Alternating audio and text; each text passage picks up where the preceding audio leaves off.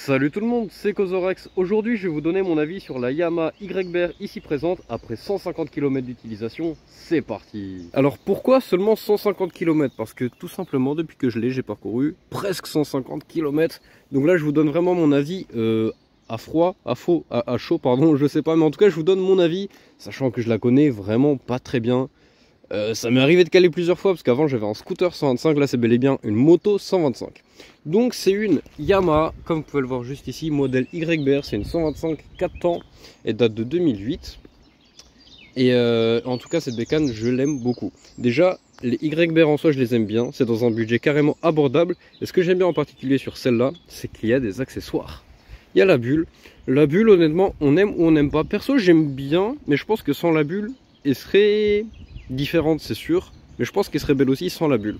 L'accessoire principal, enfin la chose en plus principale, la selle confort, il y a écrit YBR, elle est en biplace, enfin pas en biplace mais c'est à dire qu'on voit vraiment une place ici, alors que la selle de base c'est juste un peu une espèce de petite pente comme ça, il n'y a pas genre une place définie, tu vois ce que je veux dire. Donc voilà, je trouve qu'elle est vraiment stylée.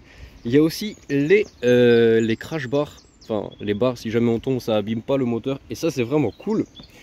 Niveau compteur, donc voilà, ça c'était pour les trucs en plus. Niveau compteur, bah on a la vitesse, le kilométrage total, un contour et une jauge à essence. Donc voilà, rien de bien folichon, juste les trucs de base en fait. Niveau largeur des roues, par contre là ça fait mal. Je vous accorde que c'est vraiment très fin comme roue. Et c'est dommage, ils auraient pu faire autrement, mais après voilà, c'est comme ça. On s'y habitue, j'ai envie de vous dire. Niveau chaîne, bah moi qui avant avait un scooter, ça me fait bizarre d'avoir un 2 roues transmission par chaîne du coup. Je sais même pas s'il est tendu, hein, je vous le dis honnêtement, je m'y connais pas du tout. Niveau cale-pied pour la personne à l'arrière, et ben on va tester ça aujourd'hui. Enfin pas en vidéo, mais je vais tester ça de mon côté aujourd'hui. On va voir ce que ça donne. Ce que j'aime beaucoup sur cette bécane aussi, c'est qu'il y a un kick comme sur les anciennes bécanes. Et ouais, ça c'est vraiment cool. J'ai roulé pas mal avant de commencer la vidéo, du coup le moteur est déjà chaud, ça c'est cool. Niveau réservoir, j'en ai eu pour 15 balles d'essence, 18 balles d'essence, je me rappelle plus trop. En tout cas c'est un gros réservoir. Et attendez, avant de la démarrer au kick, je vais juste vous la montrer comme ça. Et elle est pas stylée franchement. Je pense que sans la bulle, ça serait aussi bien. Honnêtement, la selle confort ça rajoute un truc déjà en termes de confort, hein, c'est le but, mais aussi en termes d'esthétique je trouve. Et imaginez-vous un petit top case bleu à ce niveau là. Honnêtement j'aime bien, mais je préfère sans. Par contre ce qui est très pratique c'est que bah, là tu peux ranger vraiment deux casques. C'est plus grand que le coffre de mon ancien scooter 125. Bref, donc là si je vous mets le contact, il y a un petit bruit. Et puis voilà, il y a le voyant moteur qui s'allume, qui s'éteint. Il y a le neutre bien sûr parce que je suis au neutre.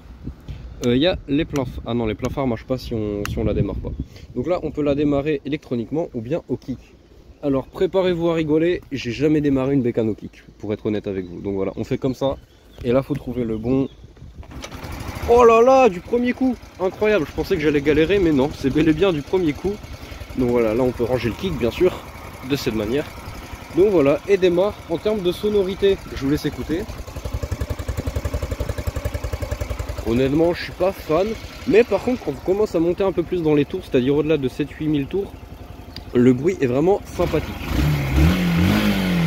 Voilà, je vais pas la maltraiter plus que ça, mais le bruit est vraiment sympa. Donc voilà, la jauge à essence, je suis pile à la moitié. Donc cette bécane vraiment je l'aime bien, bah déjà parce qu'elle est plus performante, plus puissante et plus rapide que mon ancien scooter, premièrement.